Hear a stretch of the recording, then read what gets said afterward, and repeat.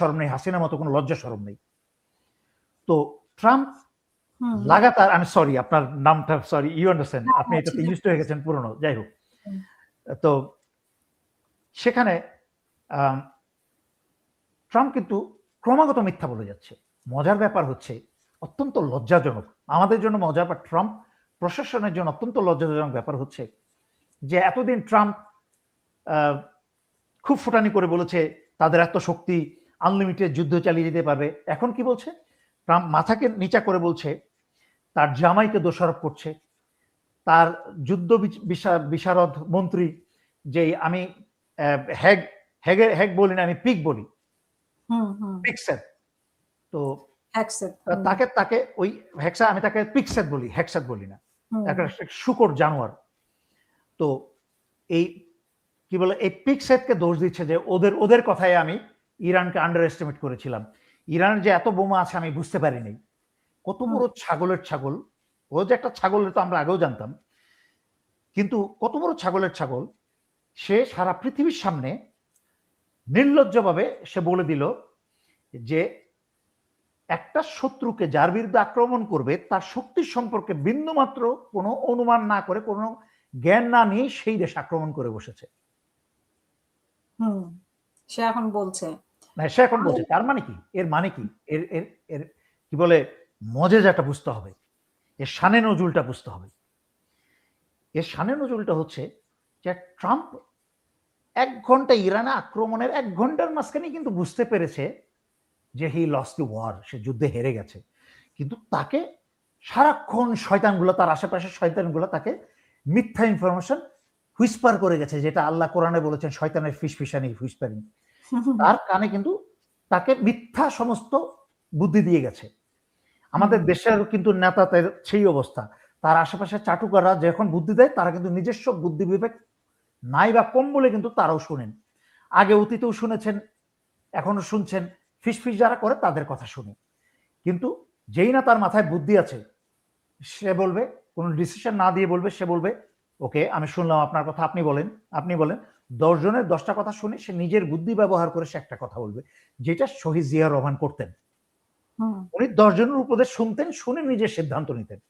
ট্রাম্পের যেহেতু কোনো নিজস্ব কোনো মিলিটারি নলেজ তো নাই, কোনো পলিটিক্যাল নলেজ নাই, সে মানুষের কাছ থেকে এসব শুনে সে এতদিন এগুলো করেছে। এখন সে বাস্তবতার সম্মুখীন হচ্ছে যে ইরানের বিরুদ্ধে আক্রমণ করা কত বড় ভুল হয়েছে। যে ট্রাম্প তো এখন বুঝতে পারছে না, আরো 1 সপ্তাহ আগে, মানে এই তো 14 দিন যুদ্ধ চলছে, আরো 1 সপ্তাহ আগেই কিন্তু সে বুঝতে পেরেছে যে মানে কি হতে যাচ্ছে, তার যে সেই সক্ষমতা নেই। তারপরে সে মানে বলছে যে এই থেমে যাচ্ছে, ওই থেমে যাচ্ছে, আবার বলছে যে কন্টিনিউ করবে, সেপ্টেম্বর পর্যন্ত করবে, দীর্ঘ সময় করবে, তার যতদিন মন চায়।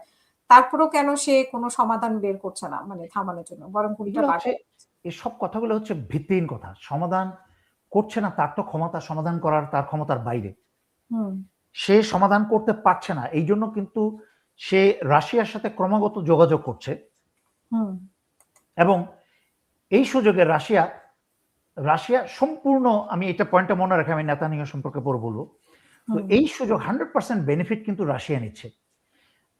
এই সুযোগে যুক্তরাষ্ট্র ইরানের আক্রমণ বন্ধ করার জন্য যুক্তরাষ্ট্র রাশিয়ার পায়ে ধরাধরি করছে।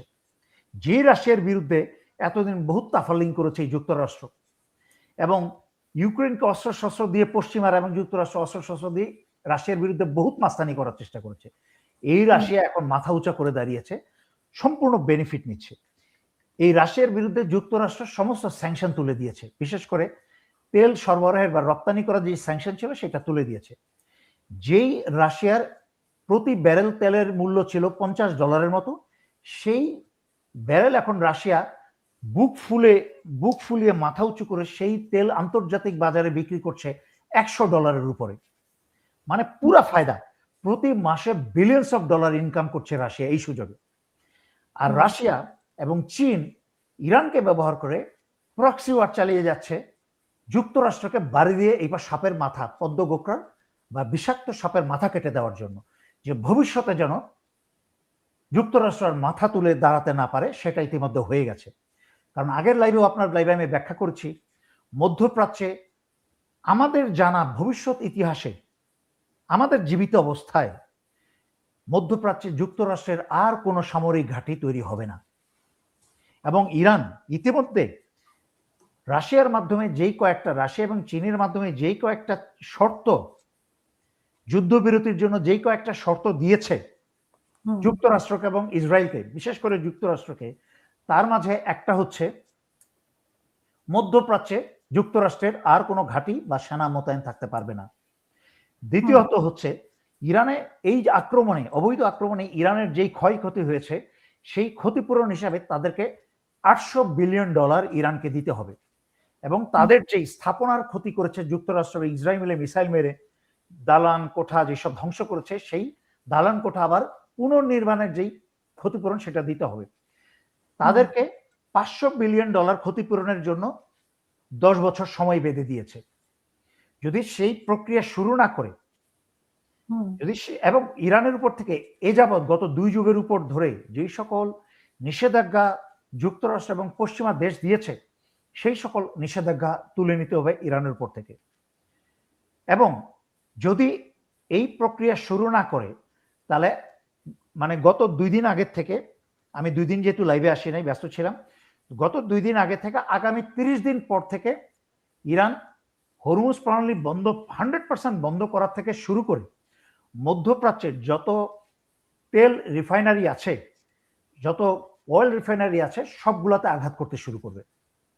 যেহেতু ইরানের যেই কারণে শহীদ খামেনি কিন্তু এত বছর চাইলেও কিন্তু তারা ইরাকের বিরুদ্ধে কেমিক্যাল বোমা ব্যবহার করে নাই।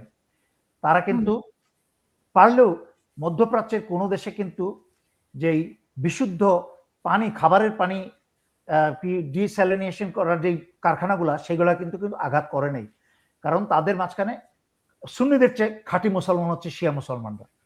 এইগুলো আমি ইচ্ছা করে আরো বলি যে খোতা 2-4টা সুন্নি মুসলমান যেগুলো আছে, তারা যেন একটু বাড়ি খায়, এখনো যেন একটু জ্ঞান অর্জনের চেষ্টা করে, মূর্খতা বাদ দিয়ে। তাদের ভিতরে সে আল্লাহ ভীতু ভয়টা এবং শহীদ খোমেনির ভিতরে ছিল। তারা মানবতার খাতিরে কোনোদিন এই কাজগুলা করে নাই, কেমিক্যাল বোমা ব্যবহার করে নাই তারা। এবং এখনো পর্যন্ত কিন্তু মধ্যপ্রাচ্যের খাবারের পানির সেই সব কারখানায় কিন্তু তারা আক্রমণ করছে না, কারণ তারাও মুসলমান। তাদের সাধারণ জনগণ এবং নারী শিশু মারা যাবে, তারা এটা চায় না। কিন্তু যদি ইরানের পিঠ দেয়ালে থেকে যায়, সেই ক্ষেত্রে ইরান বাধ্য হবে শুধুমাত্র মধ্যপ্রাচ্যের সেই সব ইসরায়েল এবং যুক্তরাষ্ট্রের চাকর বাকর রাজাবাদশাগুলাকে সোজা করার জন্য, লাইনে আনার জন্য। এখন